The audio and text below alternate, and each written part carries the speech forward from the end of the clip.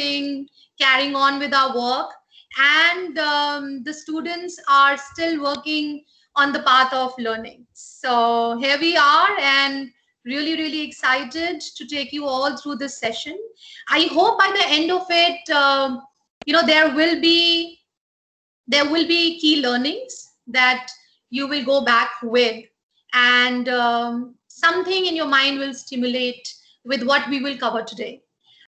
I'll tell you an interesting thing. When I was approached by Pankaj sir to take the students for from BBA first year, through this session, I kept thinking, what is it that we can come up with? What is it that I can share with you guys that can be of your interest? Because for few following years, what you are going to do is learn extensively about management. Study a lot about a lot of concepts, theory, etc. So, what is it that could be interesting for you guys to learn over and above, and something new? So I gave it a thought, and then there is something that I have put together for you guys to pick up and learn, and I think they'll be over and above what otherwise you are going to study for a few more years. Yeah. So before we get on to today's topic and I start talking about that, I would like to give you a brief introduction about myself. It's important for you to know the person who is speaking and presenting, what is the background. So like how I was introduced, that it's been 17 years since I have been working with corporate. So yes, I started my journey with GE Capital, later on known as Genpact. Worked with the organization for good 15 years. Such is the effect of the organization. You will often find people with very, very long working stints with that organization. So I also managed to spend good productive 15 years with Genpact. When I left the organization, I was working as a vintage senior manager, wherein I joined at an entry level with the organization. While my journey with Genpact, I worked in different domains. So the company was gracious enough to offer different opportunities to me. So I started off with a call center job, and then completed my studies, did my MBA in HR, and then I got into the training side of it. Spent some time in training, and then I moved to the world of recruitment, which sounds very fancy, and you think that there is a lot which is there in recruitment. And again, I was lucky to be exposed to almost all the recruiting channels that we work on. So I did campus hiring, I worked with agencies, and then I led the internal referral channel at a pan-India level for the organization. So it was a very enriching experience. And then I was again lucky to be exposed to the international market. And as an HR specialist, I traveled to Australia and South Africa to assist the big giants there with their HR related issues. So we provided solutioning to them. So I was a part of consulting team through Genpact. So that was a great journey. And then I thought, the time has come for me to take a leap of faith and move on, because I've been there, done that. When you spend a lot of time with a particular organization, there is this sense of comfort, and it's always good to move on. And then I started my journey with this global recruiting firm. There, I am working in the capacity of assistant vice president, and I'm working for a global bank where I am into leadership hiring. So I'm leading the entire team to work towards the leadership hiring. So that has been the journey so far. When I will take you through today's session and the topics that we will cover, I will also try and talk about my personal experiences, so that you can relate to it, and you can pick the key learnings from that. I'll try and share my screen.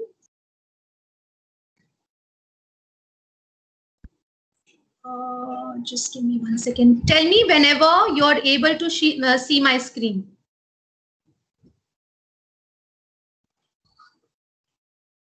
No. Can you see my screen?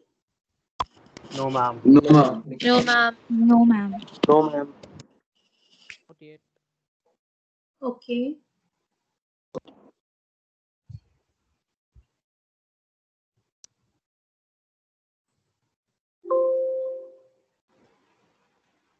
Just give me 1 second.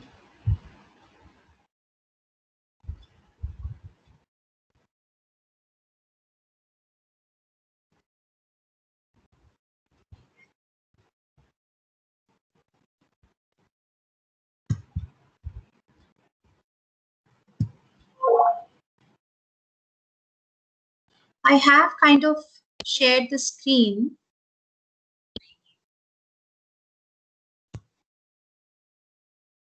Is it visible now?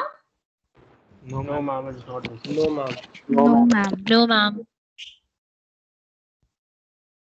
Okay.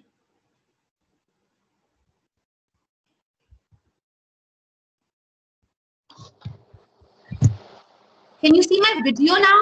Are you able to see me? No, ma'am. No, ma'am. Okay. No, ma'am.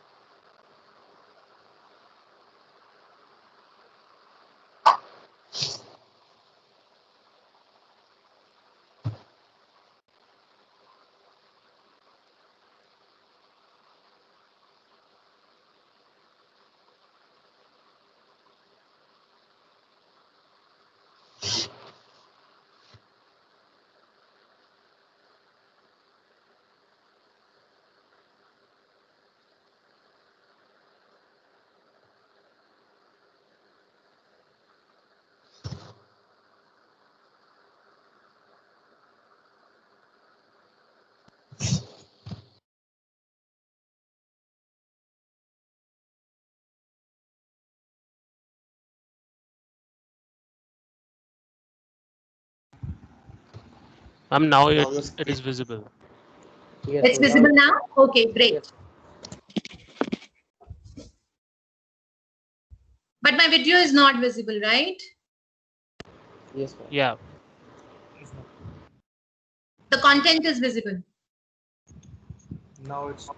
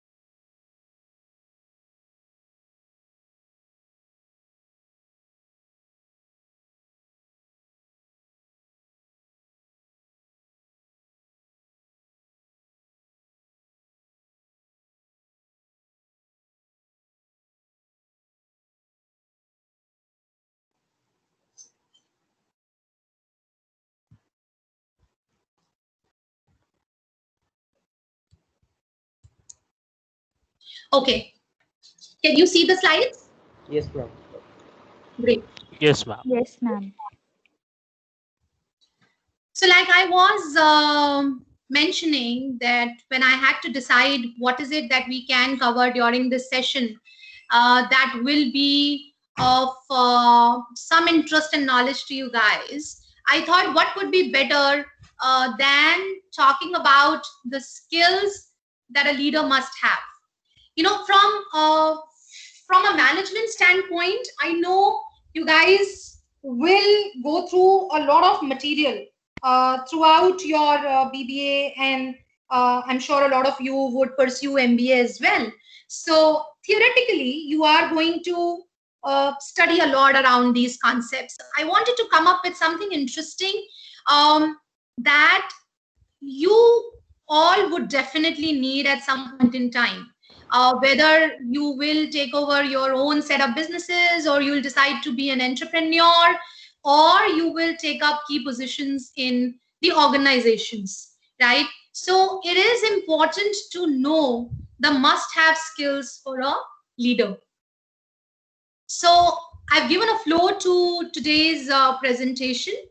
What are we going to cover? Introduction we've already done. I am going to talk about the 3 drivers of trust. Why is trust important? Habits of people who are truly genuine. And we'll do a bit of recap.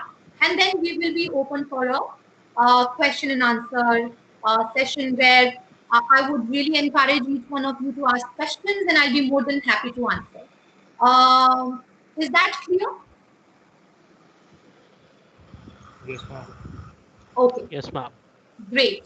I have also added few videos to ensure the session is not too boring, just with the theoretical aspect of it. But then these videos are really interesting and carries great meaning to it. So it'll be great if you will, pay attention to that. So moving to our first slide. It's interesting. My most favorite one, the secret sauce to success. We all want to know that. We all want to know what is the secret sauce to success, right? So you can have a compelling vision. You can have everything in you. You could have a great team. You could have a strategy. You could have excellent communication skills. You could have all of this. But if people don't trust you, then nothing works. So at the end of the day, trust is basically the secret sauce to success. And that is why we are going to spend a lot of time today to understand what is trust, why it is important to build trust, and different aspects of this component. Yeah. So now the next slide talks about the 3 drivers of trust. You can have a look at it, and then I can explain what is it that I am trying to deliver through this slide.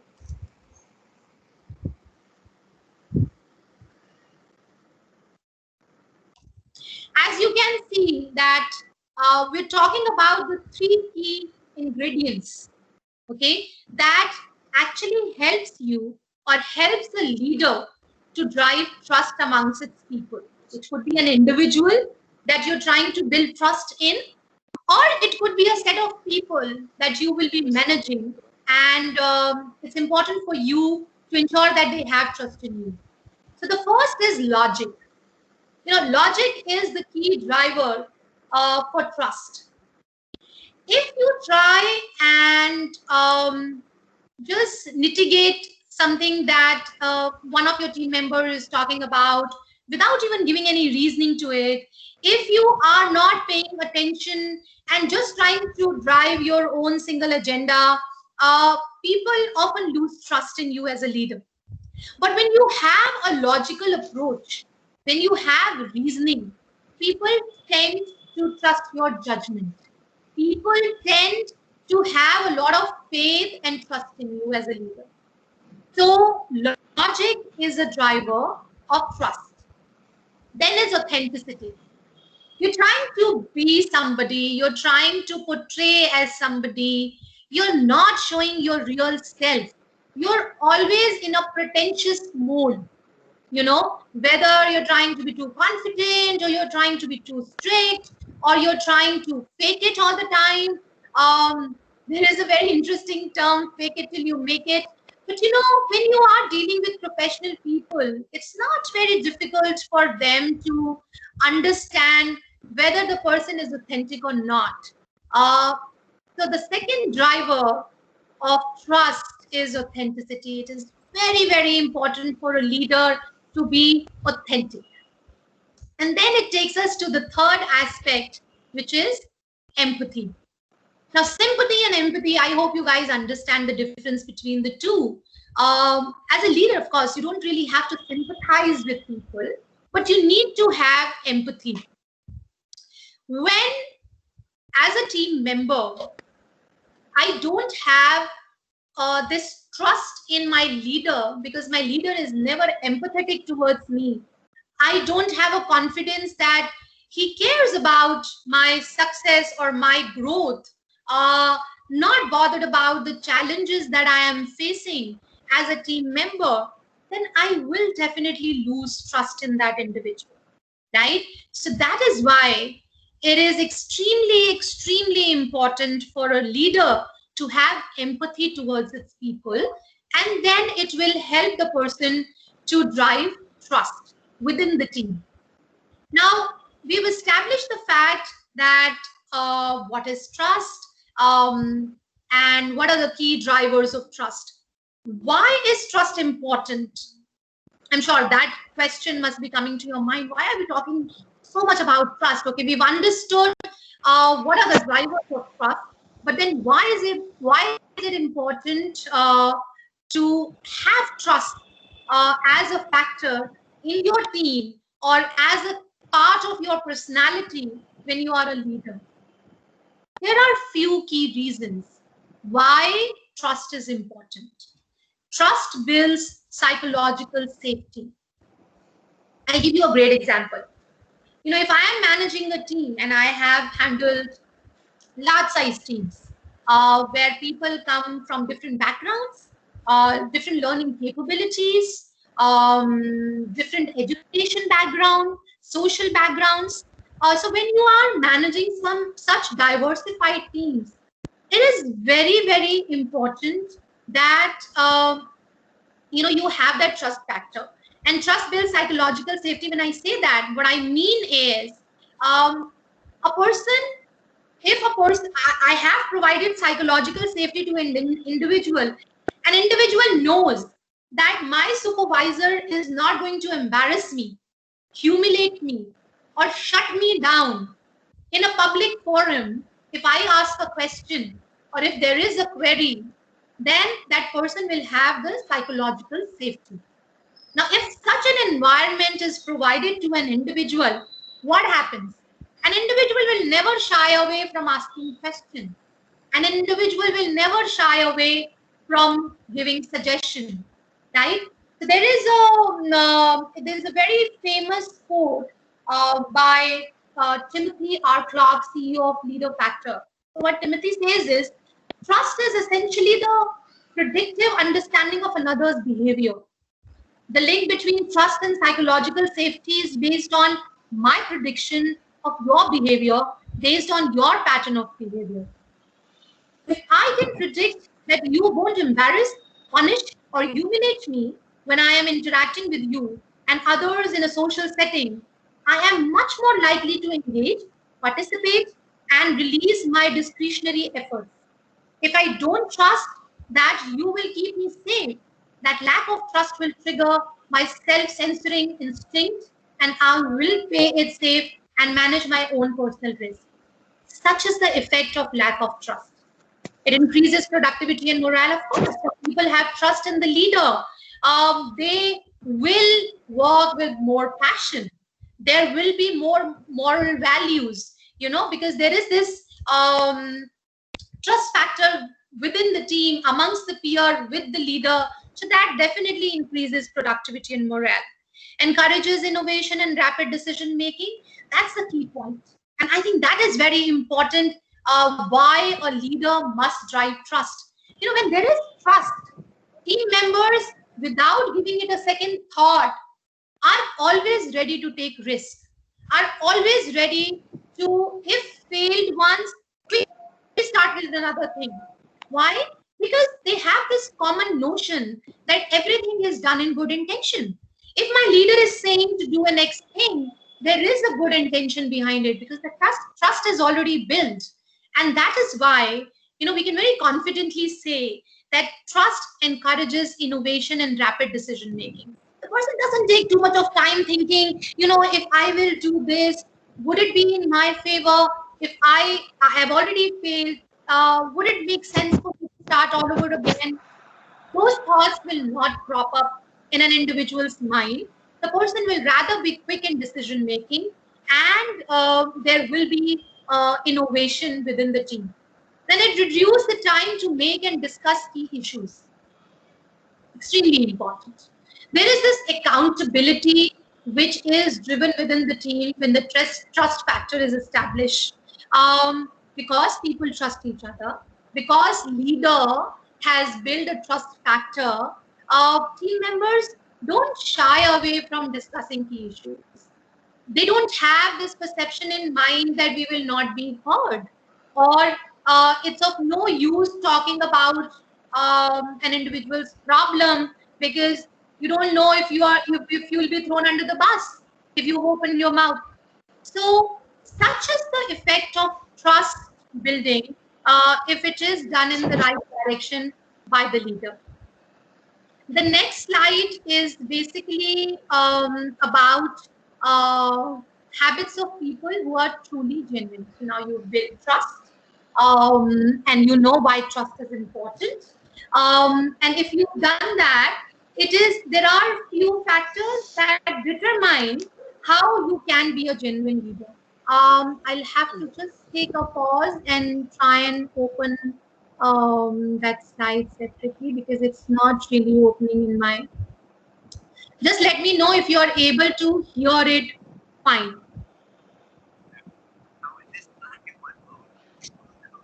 Can you hear it and can you see it?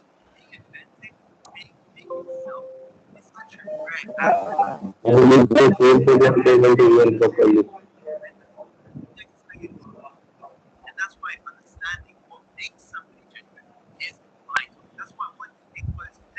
Today's video because I'm going to be breaking down the 5 habits. Is it better?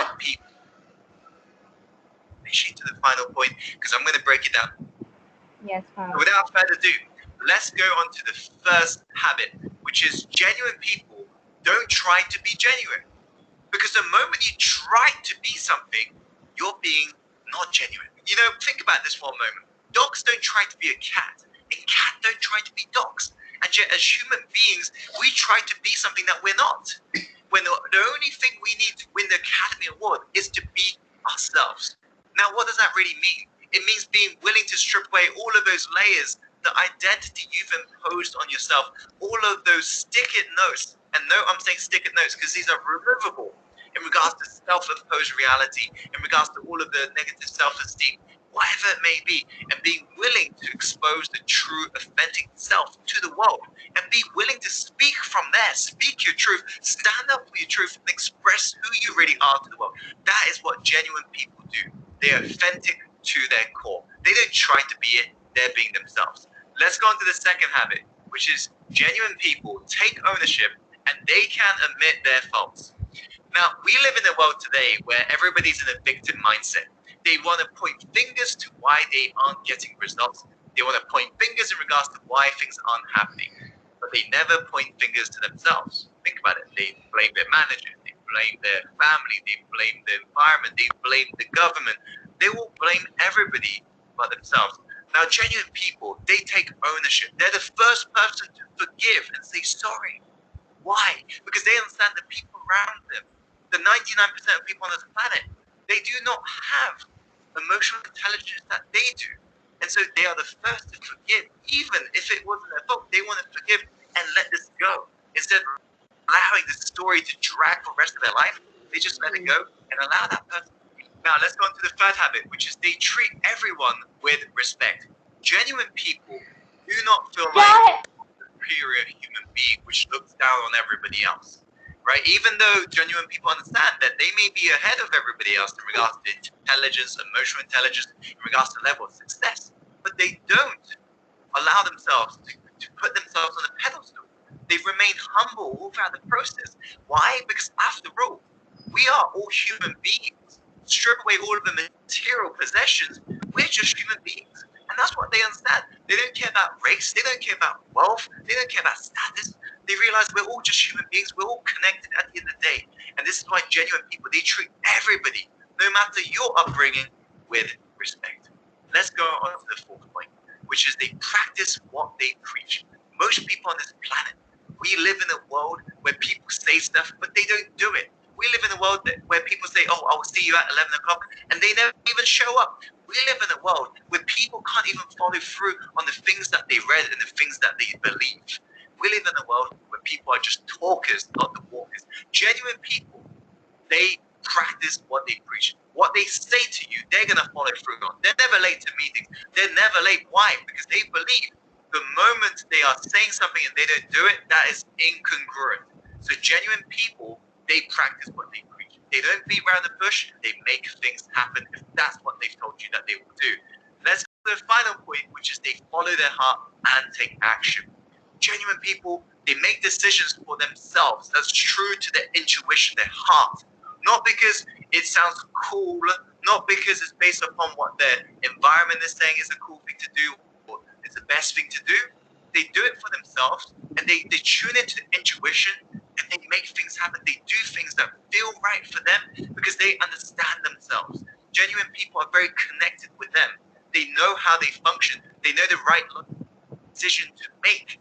And this is how they're able to inspire, impact, and transform the world. These are the 5 habits. Were you able to hear and see it all?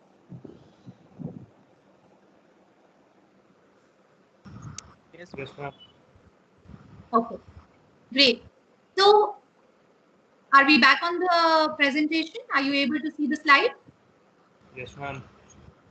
Yes. In the next slide, I have tried to summarize the key takeaways from the video. So, behaviors of high trust leaders. This is the summary that you've seen it all in the video. So, who are high trust leaders?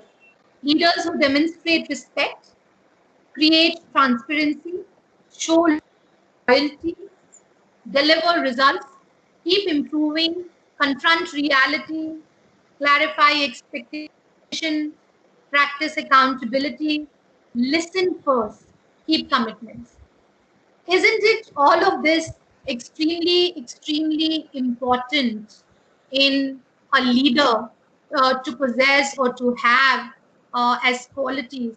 Because as a team member, I would always want my leader to demonstrate respect. If the leader doesn't demonstrate respect, what do you mean by demonstrating respect? It is no matter what the hierarchy is, no matter what the designation of an individual is, you are respectful toward each and every team member of yours.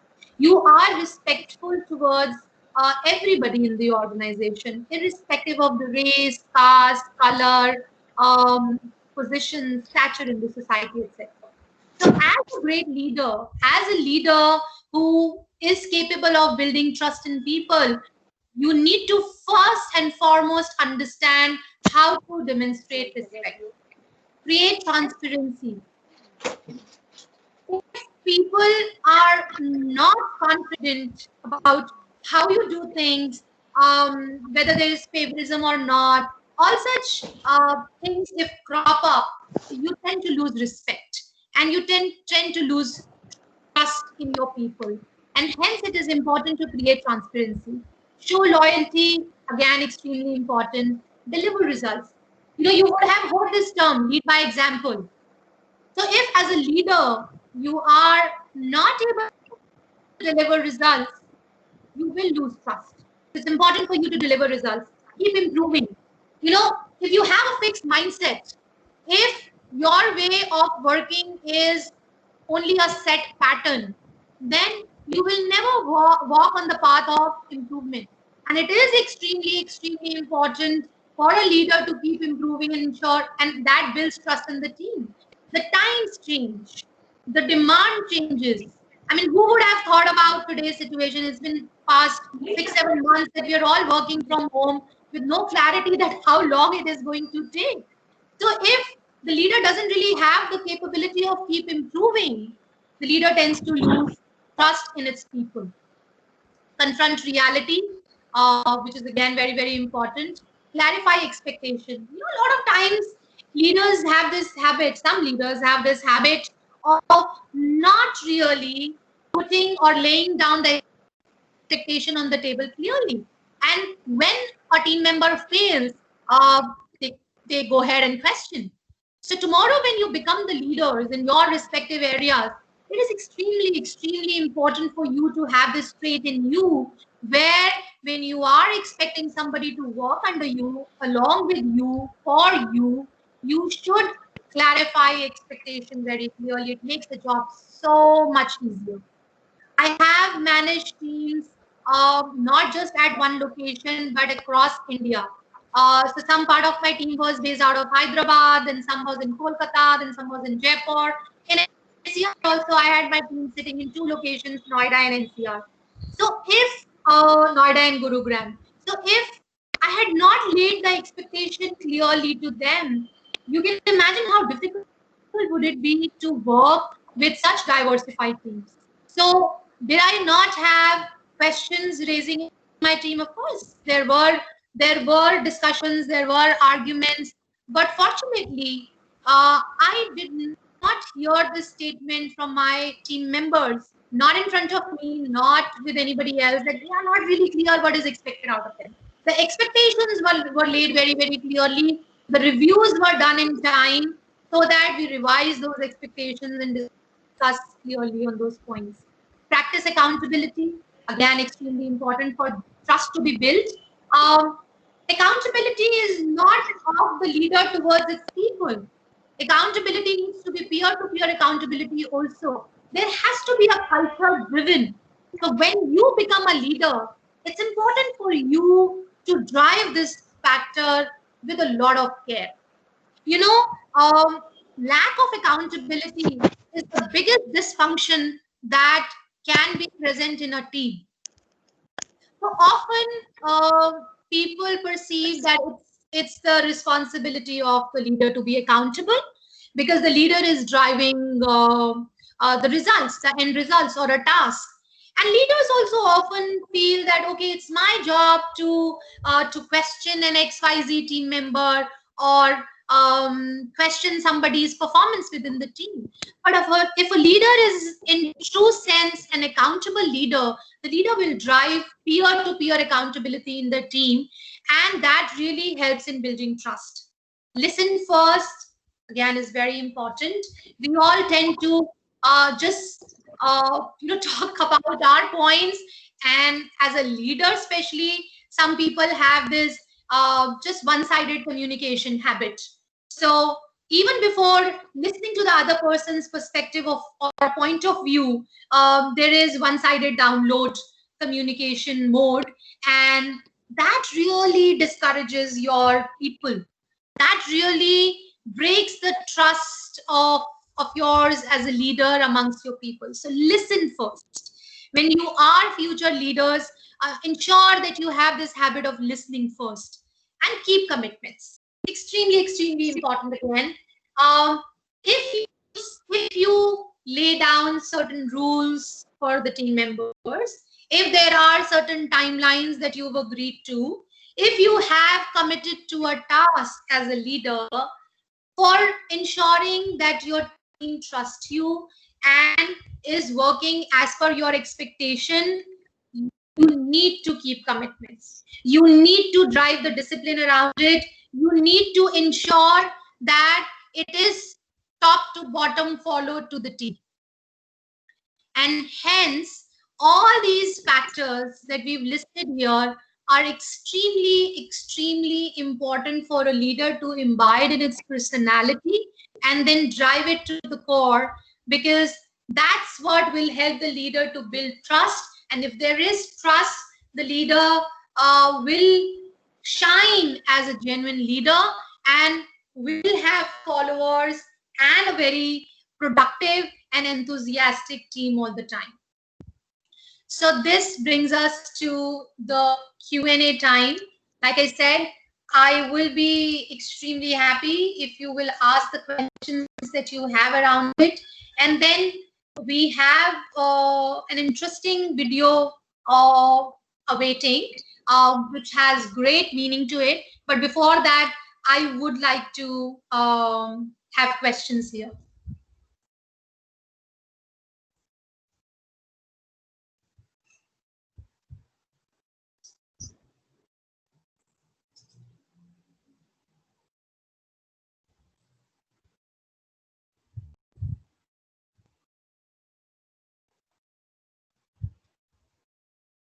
No questions? Excuse me, ma'am. I have a question. Sure. I can't hear you too well though. Can you come closer to the mic? Yes. Can you hear me now? Yes, I can hear you now. So, ma'am, as you said that faking confidence doesn't give trust to the other people, but if Hmm. we are underconfident sometimes, then shouldn't Hmm. we fake it at just those times? Ah, okay. I understand where you're coming from. Sorry, what is your name? Vishal. Vishal. Okay. Vishal, an interesting question. You're asking this question because obviously you've just started your journey into the management field. But as a leader, obviously when you will reach a position when you are a leader, you will have your own experiences. So, faking something really doesn't help. If you practice things which we have spoken about clearly, then trust me, it helps you more. Then it is not, you will not feel the need to fake confidence. Of course you need to show the person that you have the right skill required and you are confident about what you're saying. But then if you practice all the things that we've spoken about, then I don't think you will really feel the need of faking the confidence. Yes, of course, you can't really show to your people that you're leading or the group that you're leading that you just don't know about what you're doing or what you're saying. But then that comes with experience also. So, that's again the area which is a gray area where people often do this mistake and without doing their groundwork, they try and be a leader and then, they face the repercussions of it. I hope that answered your question. Yes, ma'am. It does actually. Thank you. Any other question? How many people do we have today for this presentation? Around 100. Wow. Around 100 people. So we should have at least 50% questions, right?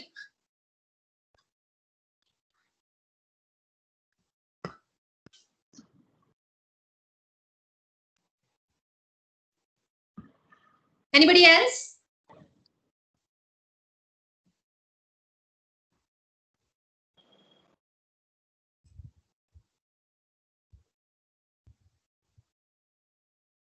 Okay, that gives me a feeling either you understood everything or nothing. I'll be positive and I'll think you've understood everything. Any question around any aspect that we've spoken about today?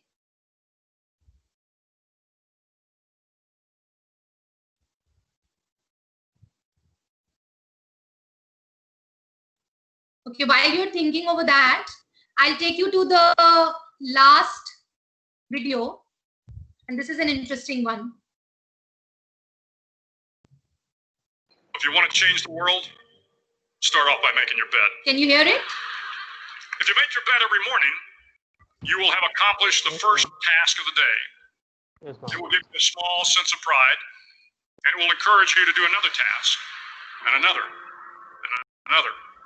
And by the end of the day, that one task completed will have turned into many tasks completed. Making your bed will also reinforce the fact that the little things in life matter. If you can't do the little things right, you'll never be able to do the big things right. And if by chance you have a miserable day, you will come home to a bed that is made, that you made. made bed gives you encouragement that tomorrow will be better. To pass SEAL training, there are a series of long swims that must be completed. One is the night swim. Before the swim, the instructors joyfully brief the students on all the species of sharks that inhabit the waters off San Clemente. They assure you, however, that no student has ever been eaten by a shark, at least not that they can remember. But you are also taught that if a shark begins to circle your position, stand your ground. Do not swim away. Do not act afraid. And if the shark, hungry for a midnight snack, darts towards you, then summons up all your strength and punch him in the snout, and he will turn and swim away. There are a lot of sharks in the world. If you hope to complete the swim, you will have to deal with them. So if you want to change the world, don't back down from the sharks. Over a few weeks of difficult training, my SEAL class, which started with 150 men, was down to just 42. I was in the boat with the tall guys, but the best boat crew we had was made up of the little guys, the Munchkin crew, we called them. No one was over 5'5". The Munchkin boat crew had one American Indian, one African American, one Polish American, one Greek American, one Italian American, and two tough kids from the Midwest. They out-paddled, outran, and outswam all the other boat crews. The big men in the other boat crews would always make good-natured fun of the tiny little flippers the Munchkins put on their tiny little feet prior to every swim. But somehow these little guys from every corner of the nation and the world always had the last laugh, swimming faster than everyone and reaching the shore long before the rest of us. SEAL training was a great equalizer. Nothing mattered but your will to succeed, not your color, not your ethnic background, not your education, not your social status. If you want to change the world, measure a person by the size of their heart, not by the size of their flippers. The 9th week of training is referred to as Hell Week. It is 6 days of no sleep, constant physical and mental harassment, and one special day at the Mud Flats. The Mud Flats are an area between San Diego and Tijuana where the water runs off and creates the Tijuana Sloughs, a swampy patch of terrain where the mud will engulf you. It is on Wednesday of Hell Week that you paddle down in the mud flats and spend the next 15 hours trying to survive the freezing cold, the howling wind, and the incessant pressure to quit from the instructors. As the sun began to set that Wednesday evening, my training class, having committed some egregious infraction of the rules, was ordered into the mud. The mud consumed each man till there was nothing visible but our heads. The instructors told us we could leave the mud if only 5 men would quit. Only 5 men, just 5 men, and we could get out of the oppressive cold. Looking around the mud flat, it was apparent that some students were about to give up. It was still over 8 hours till the sun came up. 8 more hours of bone-chilling cold. The chattering teeth and the shivering moans of the trainees were so loud, it was hard to hear anything. And then one voice began to echo through the night. One voice raised in song. The song was terribly out of tune, but sung with great enthusiasm. One voice became 2, and 2 became 3, and before long, everyone in the class was singing. The instructors threatened us with more time in the mud if we kept up the singing, but the singing persisted. And somehow the mud seemed a little warmer, and the wind a little tamer, and the dawn not so far away.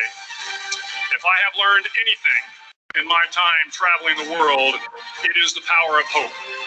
The power of one person, a Washington, a Lincoln, King, Mandela, and even a young girl from Pakistan, Malala. One person can change the world by giving people hope.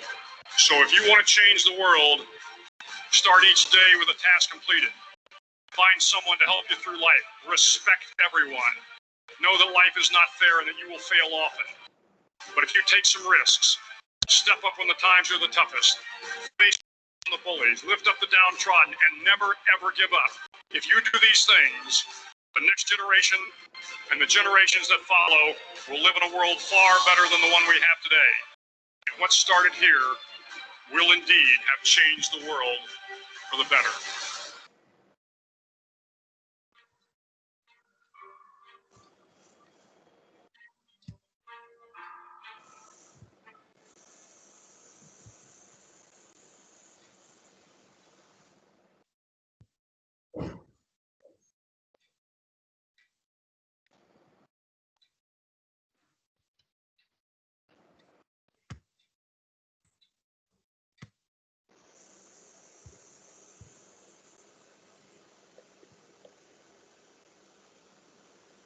Were you able to see the whole video? Yes, ma'am. Yes, ma'am. Great. And every time I see this video, it gives me goosebumps. Such important lessons of life the gentleman has spoken about, and um, even if you are, if you are able to practice half of the things that he's spoken about, I think each one of us has the capability then to be a great leader and not just a leader. So that brings us to the end of this session. I know we've kind of crossed 2 minutes over our time. So at this point in time, we don't really have the scope, but I'll be more than happy to know the key learnings that you've had from this session. And please feel free to share that.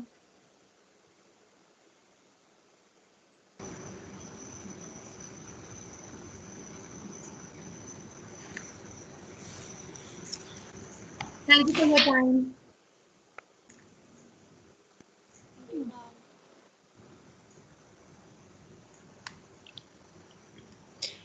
Yes, students, if you have any questions, if you want to ask ma'am, please go ahead.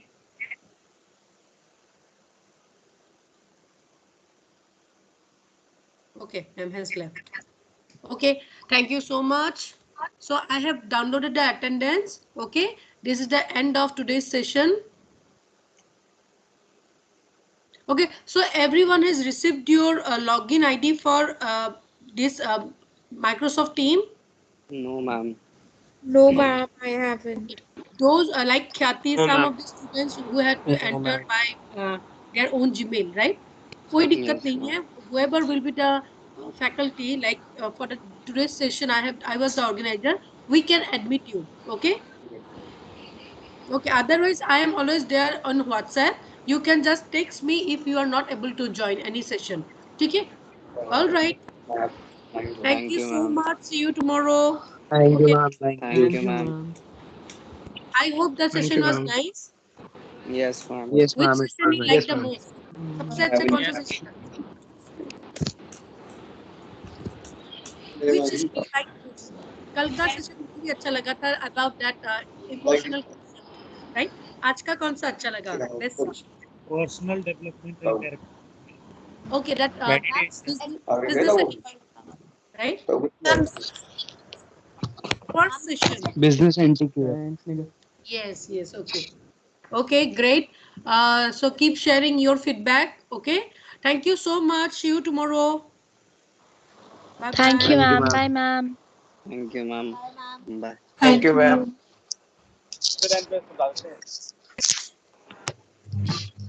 Thank you, ma'am.